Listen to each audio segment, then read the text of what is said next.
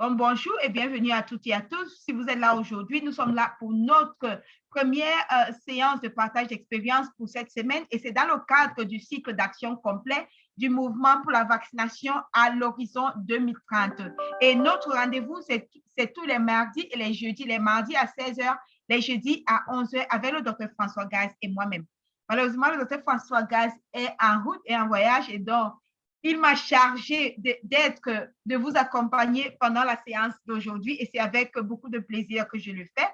Nous savons qu'en guise de rappel, nous sommes là, c'est l'accélérateur d'impact du mouvement pour la vaccination à l'horizon 2030. Mais avant cela, nous avons eu 2 semaines du moteur d'idées, 4 semaines d'analyse de situation, 2 semaines du hackathon du plan d'action et puis maintenant, c'est l'accélérateur d'impact.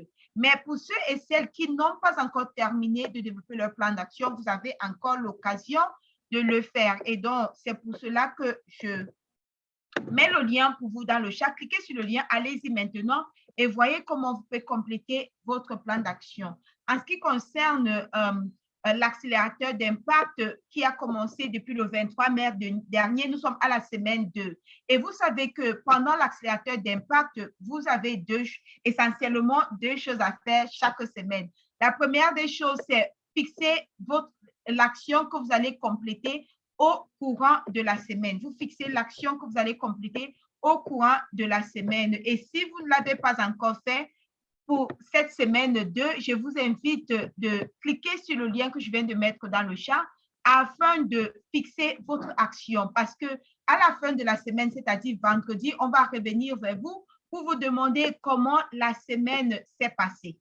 Donc, on va revenir vers vous pour demander comment la semaine s'est passée et c'est pour cela que je vous encourage de fixer l'action de la semaine. Et lorsque vous l'avez fait pendant cette séance, j'aimerais que vous saisissez un oui dans le chat. Si vous complétez, si vous avez déjà fixé votre action de la semaine, vous tapez oui dans le chat. Vous tapez oui dans le chat comme je viens de le faire. OK, merci Nathalie. Donc, si vous avez déjà fixé votre action pour cette semaine 2 de l'accélérateur d'impact, si vous avez déjà fixé l'action, tapez oui dans le chat. Et je mets encore le lien pour ceux qui ne l'ont pas encore fait. Cliquez sur le lien maintenant, immédiatement, et allez-y, fixez votre action pour cette semaine. Vous savez que pendant les 2 semaines du hackathon du plan d'action, vous avez développé votre plan d'action IA 2030. Et ce plan d'action, mais maintenant, lorsque vous avez développé votre plan d'action, qu'allez-vous faire avec? Donc, ce n'est pas simplement un exercice pédagogique, mais il est important pour vous de prendre ce plan d'action et de le mettre en œuvre. Donc, l'accélérateur d'impact, la rampe de lancement de l'accélérateur, les 4 semaines que nous avons pour l'accélérateur d'impact, ça ne veut pas dire que vous devez nécessairement mettre en œuvre tout votre plan d'action, mais c'est un point de départ. C'est un point de départ pour vous. Et c'est pour cela qu'on vous a demandé de fixer un objectif spécifique que vous allez atteindre d'ici le 23, d'ici le 17 juin prochain, autant pour moi. Et ça peut être, peut-être votre défi, c'est quoi? C'est améliorer la couverture vaccinale pour la rougeole rubéole 2, dans la deuxième dose de rougeole rubéole dans votre district de santé. Mais pour faire cela, qu'est-ce que vous devez faire? Vous avez sûrement fait une analyse de situation qui vous a permis de découvrir la cause profonde de cette faible couverture vaccinale en RR2. Peut-être c'est que les mamans ne sont pas informées systématiquement lors des séances de vaccination. Donc, qu'allez-vous faire pendant les 4 prochaines semaines? Peut-être la première des choses, c'est de commencer. Vous allez vous dire que d'ici 4 semaines, vous allez sensibiliser les personnels de santé sur l'importance d'informer les mamans à chaque séance de vaccination qu'ils doivent revenir pour la deuxième dose de rougeole rubéole. Et puis, chaque semaine maintenant, vous découpez cet objectif en petites actions, petites activités que vous allez mener afin de réaliser votre objectif. Et donc, pour aujourd'hui, j'ai 5 questions pour vous. Comme d'habitude, vous allez commencer d'abord par vous présenter, mais aussi nous dire votre défi et l'objectif de votre plan d'action IA 2030. Et puis par la suite, vous allez nous dire quel est l'objectif que vous visez pour le 17 juin. Et puis, vous allez nous dire l'action que vous avez réalisée pendant la semaine 1 et comment ça s'est passé. Et puis, qu'est-ce qui vous a surpris en réalisant votre action? Est-ce que vous avez des leçons et une leçon que vous avez retenue, une réussite ou un défi? Et puis, quelle est l'action que vous voulez mener cette semaine et comment cette action vous aidera à atteindre votre objectif? Et tout à l'heure, nous avons Gentil Bellou qui s'est proposé pour partager son expérience. Donc, Gentil, allez-y, activez votre micro. Vous avez la parole. Et comme je l'ai dit tout à l'heure, s'il vous plaît, n'oubliez pas de vous présenter. À vous, Gentil. Ok, merci beaucoup, Charlotte.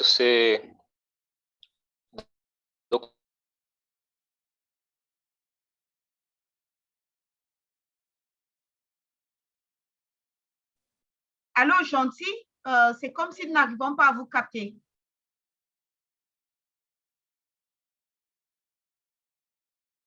Gentil Mbelou, depuis cellule. Allô?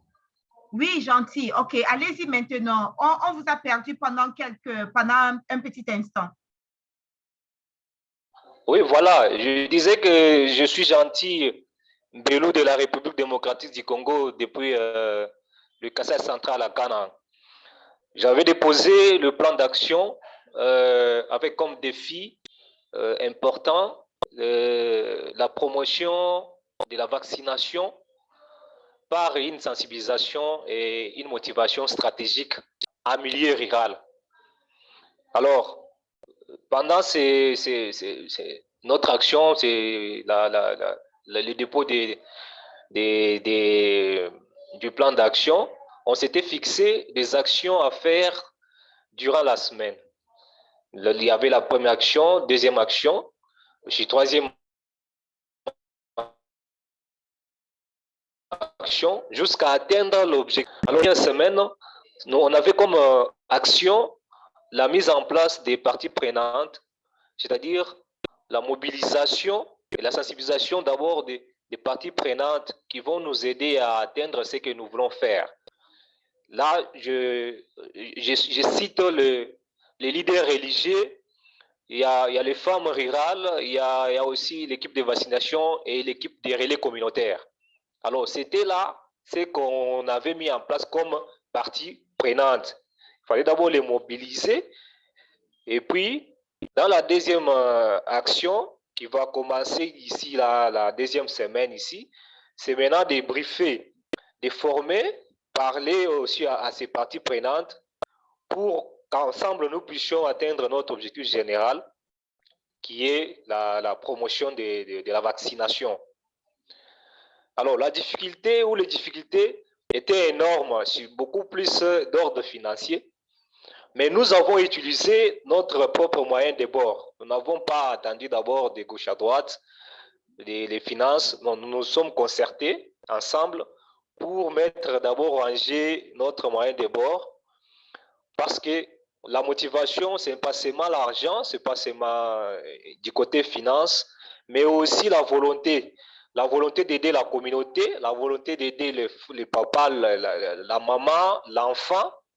C'est ça d'abord la motivation avant la motivation financière. Alors, nous avons réussi cette étape.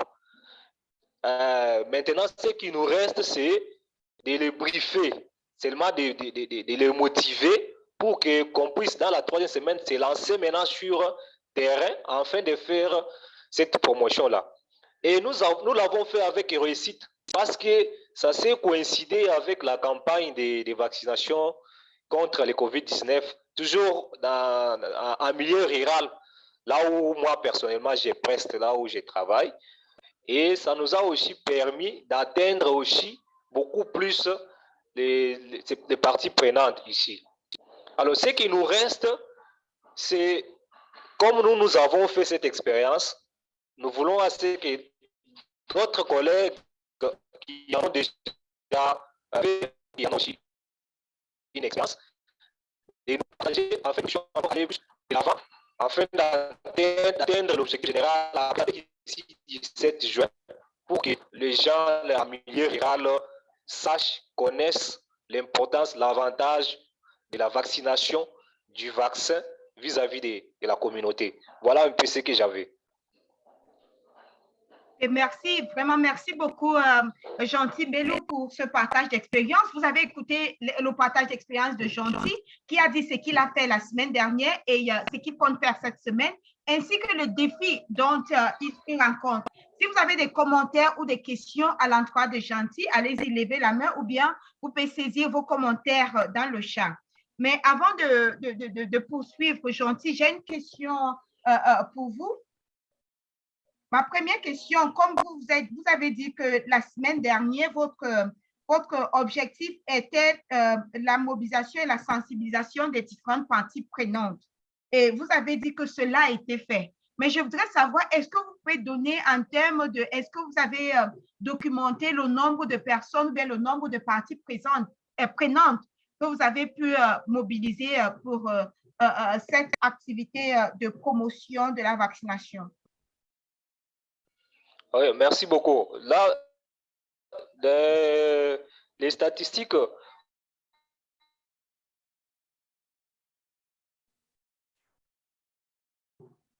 Gentil?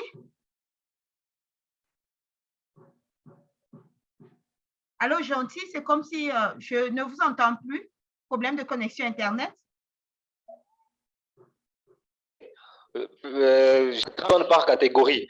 Donc, 30 leaders religieux, 30 femmes, 30 relais communautaires dans ce sens-là, et que nous allons répartir dans 5 axes. Donc, dans 6 axes, en condition de 5, 5, 5, 5. C'est comme ça que nous avons fait la cartographie.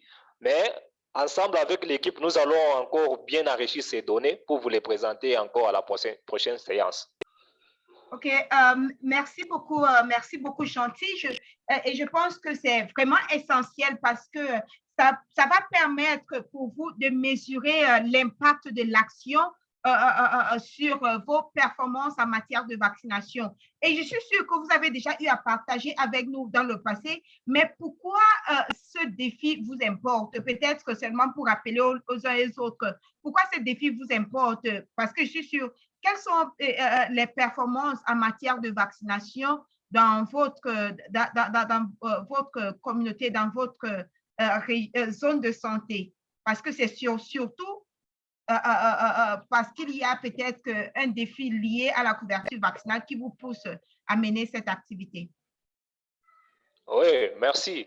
Et si vous m'avez bien suivi, je vous ai parlé, je vous ai dit que c'est en milieu rural. Pourquoi en milieu rural? Pourquoi cet accent-là? C'est parce que dans ce milieu-là, avec l'expérience, nous avons vu que la communauté a tendance à négliger, à interpréter mal la vaccination, à interpréter mal le vaccin, à donner des fausses rumeurs. Et même lors de se présenter pour la vaccination, pour se faire vacciner, c'est avec léthargie, avec retard.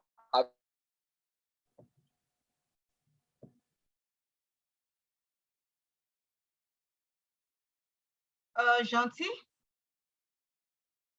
Et malheureusement, nous avons encore perdu Gentil, mais je pense qu'on va continuer. Et si vous venez de vous joindre à nous, bienvenue à vous. C'est notre première lorsqu'il s'agit de l'introduction du nouveau vaccin. Voilà pourquoi nous nous sommes fixés ça comme défi. D'accord, merci, Gentil. OK, je pense que et vous avez encore la possibilité de saisir vos commentaires dans le chat. Et si vous avez des questions à l'endroit de Gentil, n'hésitez pas à le faire. Nathalie Koundi, allez-y, activez votre micro.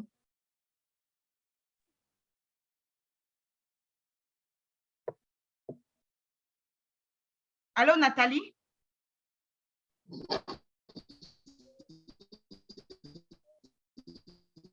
Bonjour, Madame Charlie. Je suis agent de santé publique et l'épidémie de la rougeole dans la région de Ville au Vendo. Donc, l'objectif visé, l'objectif que je vise d'ici le 17 juin, c'est de rattraper les enfants qui n'ont pas été vaccinés pendant la campagne de rougeole. Parce que lorsqu'on a eu l'épidémie, on a fait la campagne vers la fin du mois d'avril. Donc, on n'a pas. C'est pour cela que je voudrais donc rattraper par mes activités les enfants qui n'ont pas été vaccinés pendant la campagne de vaccination. Donc, par rapport à la semaine 1, mes actions que j'ai réalisées, c'est-à-dire j'ai rencontré la directrice du PEV pour lui parler du mouvement IA 2030 et lui parler de mes activités à réaliser dans la zone de Ovendo que j'ai choisie. J'ai pu aussi rencontrer la responsable de la région sanitaire de Libreville Ovendo et les deux responsables m'ont encouragé à réaliser cette activité. Donc, au fur et à mesure que j'évolue, donc, je vois que j'ai besoin de ressources humaines, matérielles et financières. Mais comme le temps presse, donc, je vais faire avec les moyens de bord que j'ai. Je vais aussi utiliser mon argent pour réaliser ces activités. Et par rapport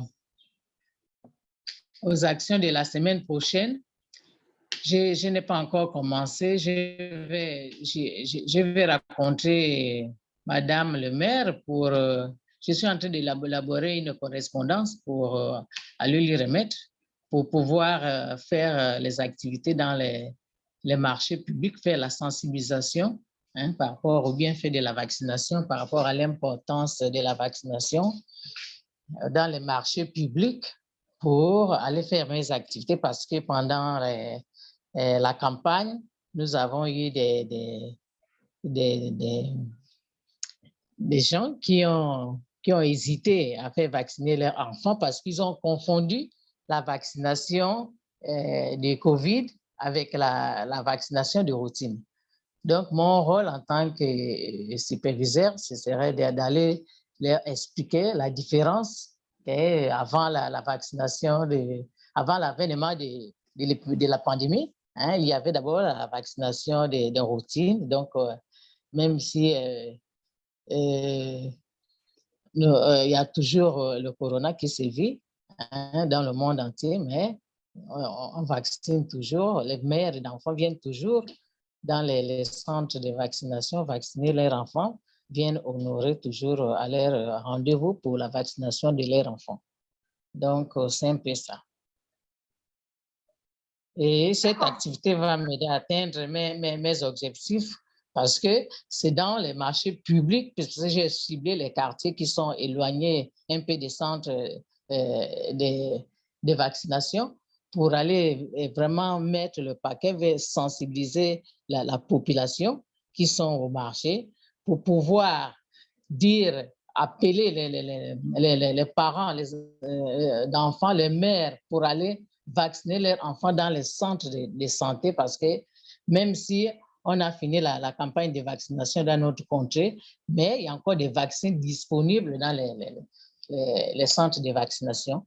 Comme ça, les parents pourront venir au centre de santé et pour que leurs enfants puissent recevoir soit la première dose de VAR, soit la deuxième dose de VAR pour leur immunité. Merci.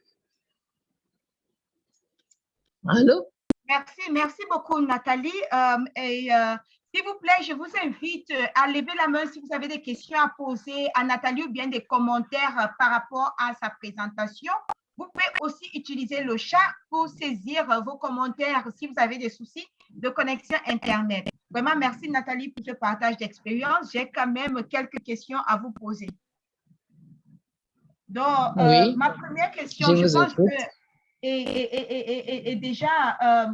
je pense que si vous voulez rattraper les enfants non atteints pendant la campagne de vaccination contre la rougeole dans une certaine zone au niveau de zone de santé de Libreville, c'est parce que est-ce que vous pouvez nous situer sur la couverture de ces enfants en termes donc quel serait l'impact sur la couverture vaccinale dans votre contexte si ces enfants sont atteints? Si ces enfants sont atteints, alors il y aura une amélioration de la couverture et puis ils seront aussi mieux protégés parce que depuis près de 5 ans, nous enregistrons des faibles couvertures dans le pays. Et puis, les campagnes de vaccination de suivi contre la rougeole ne se font pas. Et puis, donc, c'est un peu ça. Et puis, certains enfants aussi, certains parents qui ne vaccinent pas leurs enfants contre la rougeole. Donc, vous avez une idée sur... C'est un peu ça, Vous avez une idée sur la couverture vaccinale en RR, en rougeole, rubéole dans votre pays? Je ne vais pas demander. Oui, elle est de 64%.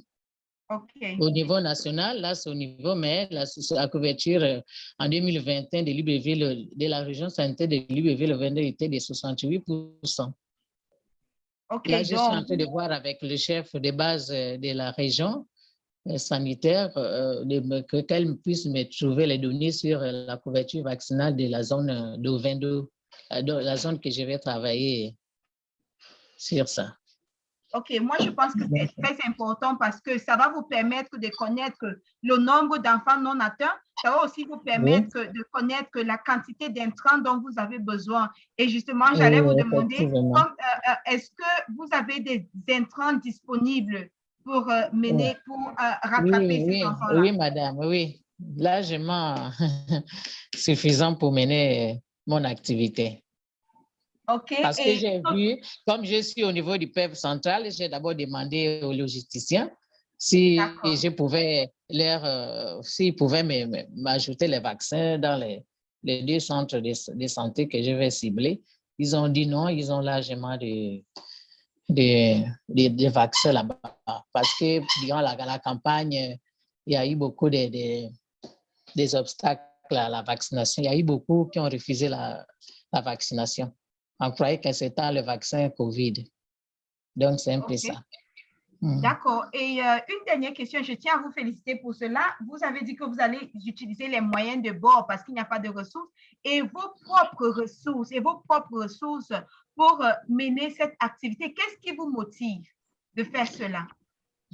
Ce qui me motive, en fait, c'est parce que je me suis engagée dans le mouvement il y a 20 ans et en fait, je suis souciée de la santé des enfants parce que lorsque les voisins me disent « Non, mon enfant souffrait de la rougeole, voici ceci, voici cela », et puis l'affaire que chaque année, là, on enregistre des flambées de rougeole dans notre pays, vraiment, ça me taraude de l'esprit, en fait. Donc, c'est un peu ça. Et puis, je me dis, non, pourquoi avec ces mouvements il y a 20 ans, pourquoi ne pas aussi monter ma participation en voulant aider les enfants, nos enfants, hein, pour quelque chose de bien.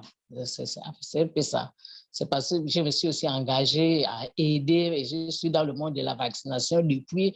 Donc, l'affaire, quand les enfants ne sont pas vaccinés, ça me touche aussi comme si c'était mes propres enfants. Donc, c'est un peu ça. Je suis vraiment mouvementée pour réussir cette activité. Merci, Nathalie. L'occasion m'a été donnée pour faire ces... Merci. Merci beaucoup, Nathalie. Et je garde les doigts croisés pour que votre connexion tienne parce qu'il y a une question dans le chat de Arthur Fidelis qui dit « Est-ce que l'insuffisance de la communication n'est pas entre autres causes de la faible couverture dans ces zones de santé de Libreville ?» Pas vraiment, mais je pense que c'est parce que nous n'avons pas de relais communautaires au niveau de notre pays. OK. Oui, je pense que c'est à cause de ça. Mais la directrice du PEV envisage cette année former les relais communautaires. Oui, d'accord, parce que nous pensons que la communication, l'implication communautaire est très importante pour susciter la demande de la vaccination et aussi la confiance, augmenter la confiance. Lorsque c'est des membres de la communauté qui portent l'information par rapport à la vaccination aux autres, à leurs voisins et aux autres membres de leur communauté dans dans une langue qu'ils comprennent tous, je pense que ça fait passer mieux le message. Oui, Et effectivement, madame. je sais que Arthur a beaucoup d'expérience en matière de communication en faveur de la vaccination, mais il se plaignait tout à l'heure de soucis de connexion Internet. Mais je pense que Arthur, je ne sais pas si vous êtes en mesure d'activer le micro pour partager un peu ce que vous faites à l'est du pays ou bien saisir vos commentaires dans le chat. Et il y a Nathan Binene qui demande, Madame Nathalie, pourquoi n'avez-vous pas des relais OK, Arthur, allez-y, on va revenir à la question de Nathan plus tard. Oui, j'ai suivi avec beaucoup d'intérêt la consoeur qui vient de parler tout à l'heure depuis le Gabon. Je suis Arthur Méchampito, je travaille dans la délégation, à la délégation régionale de la santé publique de l'Est au Cameroun. Et je voudrais d'abord prier que vraiment ce pays puisse avoir des relais communautaires parce que Charlotte, ce que vous venez de dire est très important. La présence des relais communautaires permettra, formés bien sûr, permettra à ce que les populations soient mieux informées par les fils de leur localité qui parlent le même patois, la même langue que les populations et qui vont mieux expliquer les problèmes de santé à leurs parents, à leur communauté. Parce que généralement, il y a les critères de sélection pour le choix des relais communautaires. Il faut qu'ils soient de la communauté, il faut qu'ils parlent la langue, qu'ils aient une bonne attitude, qu'on sache dans la communauté que c'est des gens polis, c'est des gens qui sont écoutés. Et ça va permettre vraiment au Gabon de pouvoir arranger un certain nombre de problèmes liés à la communication par rapport à la vaccination. Maintenant, à l'Est, qu'est-ce que nous faisons au Cameroun? Nous avons un réseau de relais communautaires qui sont formés et chaque village a un relais communautaire choisi par sa communauté. Et lorsqu'il y a des événements de vaccination qui sont annoncés, c'est eux qui sont formés et à eux, on remet donc les messages essentiels et ils passent donc dans les communautés, dans les associations, de porte à porte pour expliquer le programme de vaccination qui sera mené. Ça permet, et donner les dates, ça permet donc aux populations de leur localité de connaître les dates, de connaître les cibles qui sont concernées par la vaccination et également de connaître les opérations qui seront menées au cours de cette campagne-là. C'est d'ailleurs eux, les relais communautaires aujourd'hui, qui sont la première source d'information lors des campagnes de vaccination, à côté des radios communautaires qu'on utilise aussi, à côté des vaccinateurs même et des personnels de santé également. Donc, c'est ce que je pouvais dire par rapport à cela, mais il faut qu'on encourage vraiment le Gabon à avoir des relais communautaires. Donc, ce serait une très bonne chose pour ce pays frère-là. Merci, Charlotte. Merci beaucoup, Arthur. Et on va chuter Nathalie, juste très rapidement pour répondre à la question de Nathan Binene dans le chat qui dit pourquoi le Gabon n'a pas de relais communautaire. D'accord. Pourquoi le Gabon n'a pas de relais communautaires? C'est parce que le pays n'a pas pensé à former les relais communautaires. C'est juste ça, c'est simplement ça en fait. OK, et je sais que vous nous avez assuré. Ils n'avaient pas encore trouvé l'importance de les former, mais sinon, comme le confrère M. Arthur a dit, c'est vraiment important de former les relais communautaires pour une meilleure couverture vaccinale de nos enfants. Merci. Merci beaucoup, Nathalie. Et merci à tous ceux qui ont posé des questions dans le chat. Il y a la main levée de Issa Tassembedo. Je ne sais pas si Issa, votre intervention a à voir avec le partage d'expérience de Nathalie. Allez-y, activez votre micro.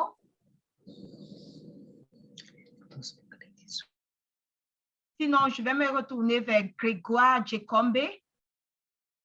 Grégoire Djekombe. Et pendant qu'il cherche, OK, Grégoire, allez-y. Bonjour Charlotte et bonsoir à tout le monde. Merci beaucoup pour la parole. Moi, c'est Grégoire Djekombe. Je suis chargé des programmes nutrition dans la section survie et développement de l'enfant dans le bureau UNICEF de Abéché à l'est du Tchad. Voilà. Donc, par rapport, je voudrais un peu rappeler mon défi pour cette hackathon. Pour moi, le défi. Excusez-moi, Grégoire, je vais revenir vers vous dans quelques secondes. Mais avant cela, je tiens jusqu'à dire que vous savez que notre séance est 30 minutes, mais je suis toujours disposée, nous sommes toujours disposés à aller beaucoup plus, mais on aimerait toujours avoir votre avis, votre permission avant de continuer. Donc, si vous voulez que la séance continue, vous savez déjà, la formule, c'est de saisir encore dans le chat. Comme ça, nous allons écouter tranquillement, paisiblement Grégoire Djekombe. Est-ce que vous pouvez taper encore dans le chat? Merci beaucoup. Donc, merci à ceux qui ont confirmé. Allez-y, Grégoire, vous avez la parole.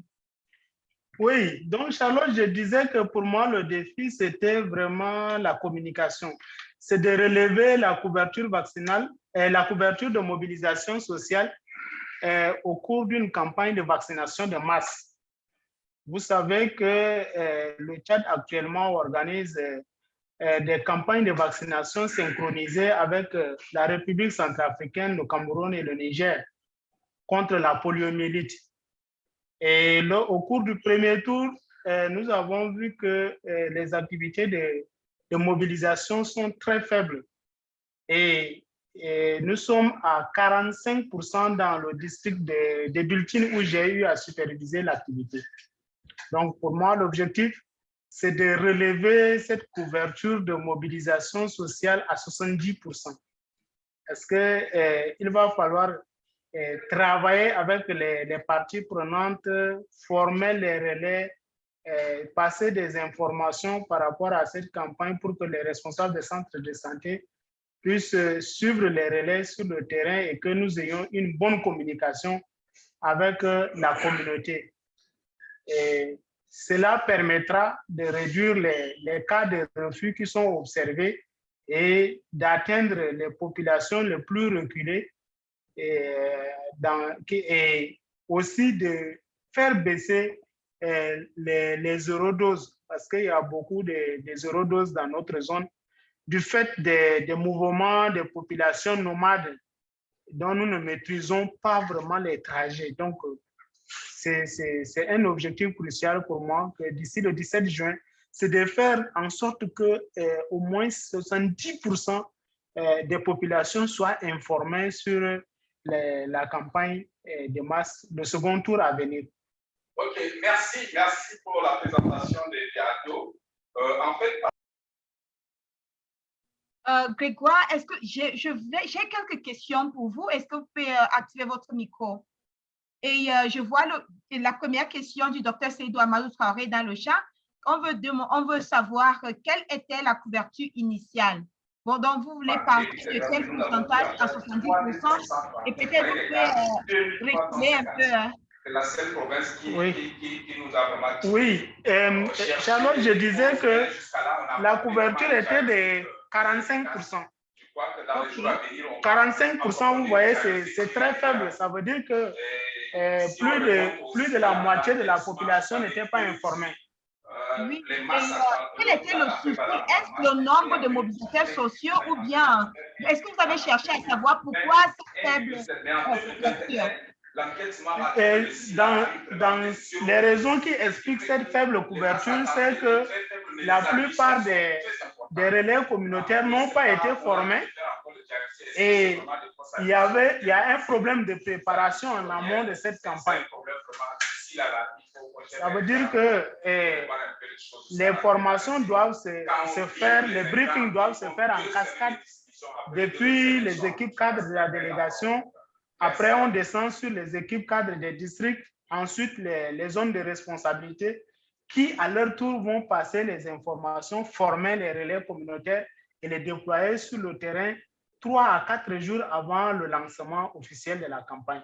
Ce qui n'a pas été le cas et ce qui a expliqué cette faible couverture. OK, d'accord. Et quel a été l'impact de cette faible couverture en mobilisation sociale sur la couverture vaccinale de la campagne? La couverture vaccinale, nous avons obtenu 110%, mais je disais que comme nous avons beaucoup de populations nomades, nous n'avons pas la maîtrise des effectifs réels de population. Donc, ce taux élevé peut cacher beaucoup des enfants non atteints.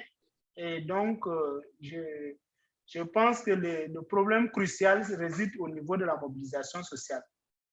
OK. Et j'allais demander aussi, est-ce que vous avez une idée, est-ce qu'il y a eu le monitorage indépendant ou bien le LQAS pour permettre, parce que lorsque il y a une couverture de plus de 100%, on sait déjà qu'il y a un problème de dénominateur. Donc, est-ce qu'il y a eu peut-être une sorte de monitoring indépendant pour essayer de vérifier la qualité de la vaccination et voir s'il y a des poches mal couvertes? Si, il y a eu un monitorage indépendant qui a accepté le district comme étant bien couvert, mais toujours est-il que les activités de relais sont vraiment en deçà des attentes. Bien, oui, OK.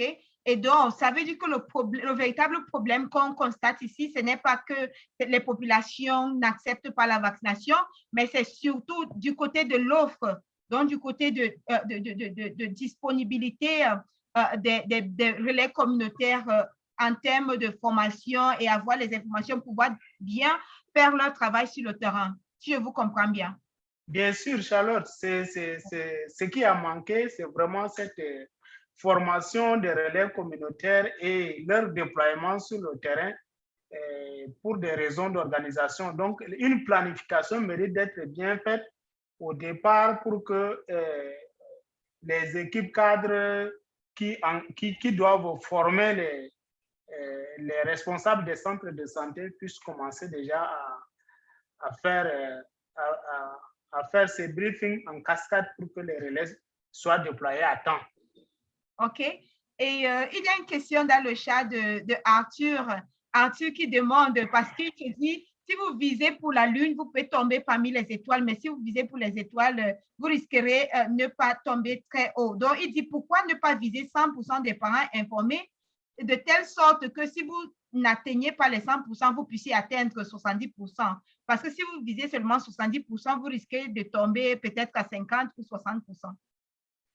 Oui, effectivement, parce que les relais qui sont micro-planifiés, ce nombre ne permet pas de tabler sur 100%. Parce que pour une zone de responsabilité, s'il y a seulement 2 ou 3 relais, mais il ne faut pas parcourir des distances de 100, 150 km et atteindre toute la population. Donc, il y a un problème de ressources disponibles pour couvrir en termes de relais communautaires les villages. En principe, si nous avons dans une zone de responsabilité une cinquantaine de villages, mais s'il n'y a que 3 relais communautaires, il ne peut pas atteindre 50 villages en 4 jours de campagne. Donc, okay. Il fallait être un peu réaliste. D'accord, merci beaucoup Grégoire. Votre réponse est très claire et justement pour ajouter que tout à l'heure, vous avez parlé de problèmes de formation, problèmes de préparation. Ça veut dire que la troisième cause, c'est surtout ce problème de nombre de relais communautaires et de charge de travail un peu relevée par rapport au nombre. OK, donc merci Grégoire et merci à tous ceux qui ont posé des questions. Je vois Dr Seydou qui dit, est-ce que vous avez fait des suivis de vos équipes LQAS? Justement, pour dire, Dr Seydou, que Grégoire a répondu à cette question, il a dit que oui et que son district de santé était bien couvert selon les résultats du monitorage indépendant et du LQAS. Donc, le véritable problème, ce n'était pas la vaccination elle-même, mais surtout la mobilisation sociale. OK, je pense qu'on va prendre notre dernière intervention d'aujourd'hui de Nicolas Kachama. Allez-y, Nicolas, êtes-vous en mesure d'activer votre micro? OK, c'est déjà fait. Vous avez la parole. Merci beaucoup, Madame Charlotte. Et merci beaucoup à tous les participants. Moi, c'est Nicolas Kachama. J'interviens à partir de la République démocratique du Congo, ville de Bukavu. En fait, je voulais juste partager mon défi pour l'immunisation pour l'agenda 2030. Mon défi était de participer dans l'amélioration des couvertures vaccinales dans la zone de santé de Miti-Mouressa. Et comme changement, je compte identifier les enfants avec 0 dose ou insuffisamment vaccinés pour les encourager à recevoir leur vaccin. Et comme stratégie, la semaine passée, je m'étais fixé l'objectif de mettre en place un système de registres communautaires pour lesquels les relais communautaires, un relais communautaire dans chaque village, puisque ma zone de santé compte 205 villages. Et là, c'est là où même on organise dans chaque village les stratégies avancées pour la vaccination. Et chaque animateur principal dans chaque village tiendra le registre. Au cas où on organise les services de vaccination dans son village, il doit être prêt et regarder s'il y a les mamans qui ne se sont pas présentées au site de vaccination. Et là, il doit les inscrire dans le registre communautaire afin que la séance prochaine doit encourager à ces mamans-là d'amener leurs enfants à la vaccination. Et comme deuxième action que je m'étais fixée pour cette semaine, c'est d'évaluer maintenant le nombre de relais communautaires qui ont tenu leur registre et combien d'enfants qui sont enregistrés dans ces registres afin que nous puissions les encourager à recevoir leur vaccin, soit en stratégie fixe ou en stratégie avancée, selon que chaque ménage se situe sur le plan géographique. Voilà un peu ce que je compte faire d'ici le 17 juin pour l'immunisation à l'agenda 2030. Mais néanmoins, je m'étais entretenu avec l'infirmier superviseur quant à ce qui concerne les couvertures vaccinales au niveau de la zone. C'est vrai que la zone de santé a de bonnes couvertures, soit au-delà de 100%. Mais quand je m'étais maintenant référé aux objectifs de l'immunisation 2030, bien que nous pouvons avoir de bonnes couvertures vaccinales, mais la stratégie prône que chaque enfant doit recevoir son vaccin, on ne doit pas laisser aucun enfant de côté. Et ce qui m'avait maintenant aussi motivé à soumettre ma candidature au sein de la Fondation, puisque j'avais participé 2 fois à des enquêtes de couverture vaccinale.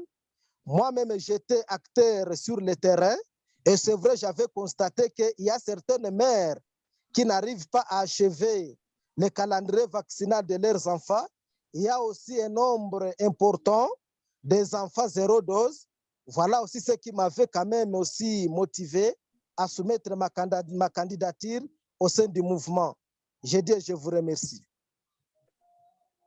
Merci beaucoup, Nicolas Kachama, pour ce partage. Et je suis surtout ravie que, à la fin de votre partage d'expérience, vous avez répondu aux questions qui me venaient en tête, surtout en termes, vous avez dit bonne couverture vaccinale de plus de 100%, mais vous constatez quand même qu'il y a des zones avec des enfants incomplètement vaccinés et puis avec des calendriers ou bien des enfants 0 dose. Donc, est-ce que vous avez une cartographie de ces zones-là ou bien tous les 205 villages de votre zone d'intervention sont concernés, ont ce type d'enfants-là? Parce que je pense que travailler, donc cibler les 205 villages, c'est bien, mais c'est beaucoup de travail pour vous dans un contexte de ressources limitées. Donc, du coup, est-ce qu'il y a besoin d'une sorte de priorisation? Est-ce qu'il y a des villages qui ont beaucoup plus d'enfants non atteints ou bien d'enfants 0 dose que des autres? Bon, oui, c'est vrai, ça dépend de chaque structure sanitaire, de chaque aire de santé. Et chaque aire de santé devrait disposer la liste des enfants qui ont insuffisamment vacciné ou bien les enfants avec 0 dose. Et c'est vrai, pour cette campagne, on a essayé de rattraper quelques-uns, Mais ça doit être aussi un processus, puisque arriver au changement, c'est vrai, c'est tout un processus, ça demande du temps. Mais avec mon moyen de bord, si je peux aussi arriver à mettre un système de ces registres communautaires dans quelques villages, c'est déjà aussi un plus que je peux aussi apporter à ma zone de santé. Puisque la fois passée, je m'étais aussi entretenu avec le médecin chef de zone. Il m'avait dit que je dois aussi travailler avec l'infirmier superviseur pour essayer aussi quand même d'identifier certains enfants aussi qui manquent ces antigènes ou bien suffisamment vaccinés. OK, merci Nicolas. Il y a une autre question de Régine Clémence Copipier qui dit très bonne initiative, Nicolas, mais j'aimerais savoir les ressources viennent d'où pour mettre à disposition des registres pour les relais communautaires. Merci beaucoup pour la question.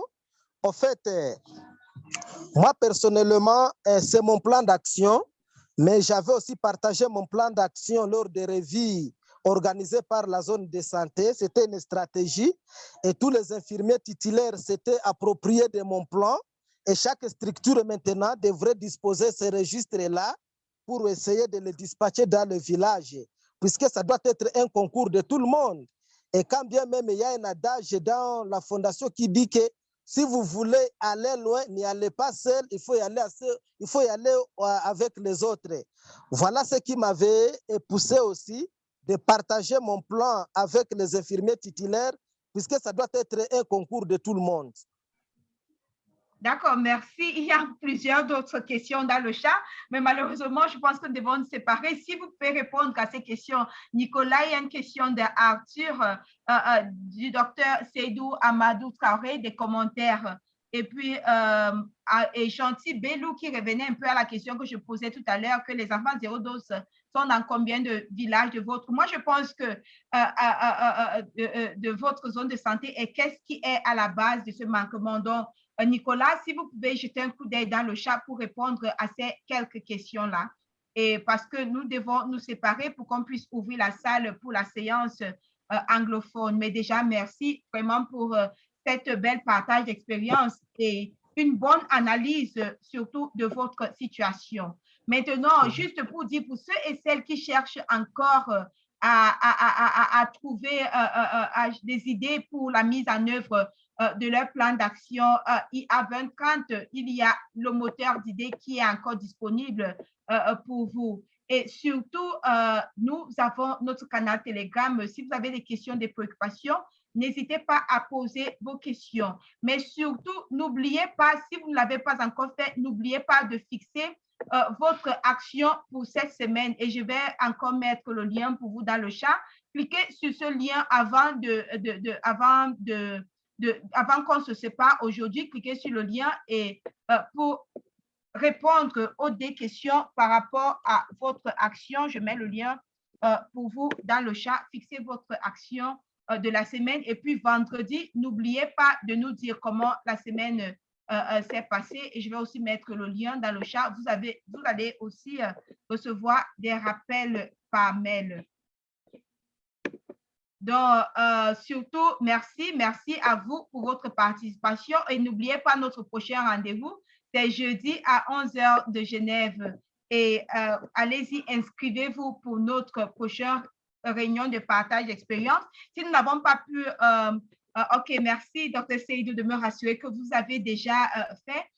Et surtout, venez jeudi pour partager votre expérience avec nous, pour nous dire l'action que vous êtes en train de mener, ce que vous avez comme résultat. Et je tiens à remercier tous ceux et celles qui ont pris la parole aujourd'hui pour partager leur expérience.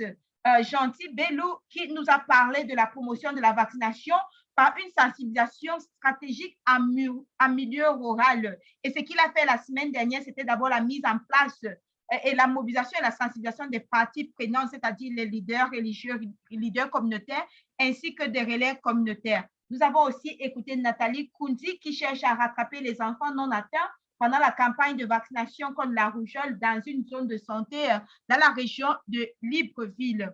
Et aussi, nous avons écouté Grégoire Grégoire Djekombe, qui a parlé de relever la mobilisation sociale au cours des campagnes de masse, d'enlever la couverture mobilisation sociale de 45 à 70%. Et nous avons terminé par Nicolas Kachama, qui cherche à identifier les enfants zéro dose ou insuffisamment vaccinés à travers la mise en place des registres communautaires dans 205 villages de son zone de santé. Donc,